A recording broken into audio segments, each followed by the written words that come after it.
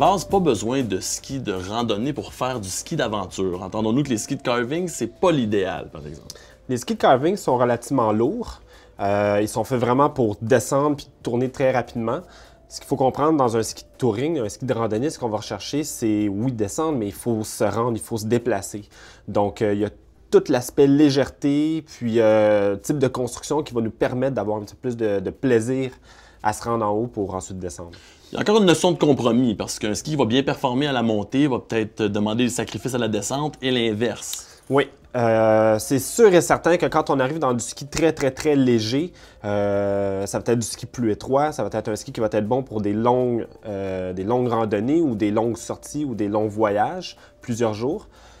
Cependant, quand on arrive puis on dit ben je veux simplement faire l'ascension d'une montagne pour vraiment descendre puis avoir le plus de plaisir possible puis descendre comme un fou, ben un ski plus large va donner un petit peu plus de stabilité puis un petit peu plus d'aisance pour la descente. Ce qu'il faut comprendre, c'est que ce sont les conditions dans lesquelles on fait la descente qui sont différentes. Donc, de la neige qui n'est pas travaillée, qui n'est pas damée, souvent très sauvage comme environnement. Il peut y avoir le vent, il peut y avoir une poudreuse profonde. La neige peut changer durant la même descente. Ça, c'est des choses que j'ai vécues. Donc, j'ai testé plusieurs skis, moi.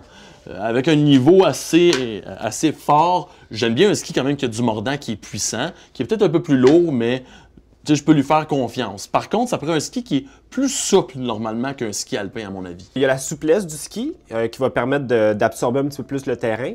Il y a aussi un aspect un peu technique, mais on appelle ça le rocker, donc les spatules renversées, qui vont permettre de surfer sur la neige. Donc surfer sur la neige, ça veut dire qu'on ne bute pas sur les neiges croûtées ou les neiges profondes.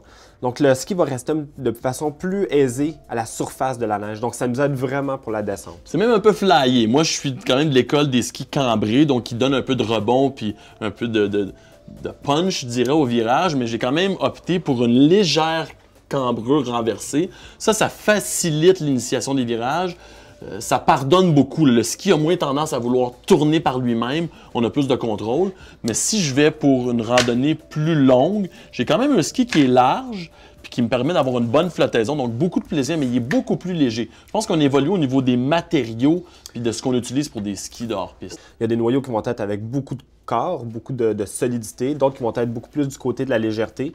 Ça demeure que l'univers de la randonnée est tellement large qu'il faut à un moment donné essayer de viser au bon endroit puis trouver le ski qui s'adapte le plus à nos types de sorties. Moi, ce que j'ai trouvé, c'est que ce qui fonctionne bien dans des conditions de hors-piste, c'est un ski qui est large pour avoir une bonne flottabilité ou une flottaison, mais avec beaucoup moins de coupe latérale parce que, justement, le ski est moins téléguidé. On a plus l'impression qu'on flotte ou qu'on peut le diriger à notre guise. Donc, pour moi, moins de coupe, c'est un peu l'anti-carving. C'est préférable. Ça ne veut pas dire qu'il tourne plus difficilement. Ça veut dire que dans les conditions dans lesquelles on va être, c'est un ski qui va nous donner une certaine aisance puis une stabilité pour faire notre descente. Donc, un ski alpin, ça marche, mais un ski de randonnée va vraiment être beaucoup mieux adapté. Va donner plus de plaisir et à la montée et à la descente.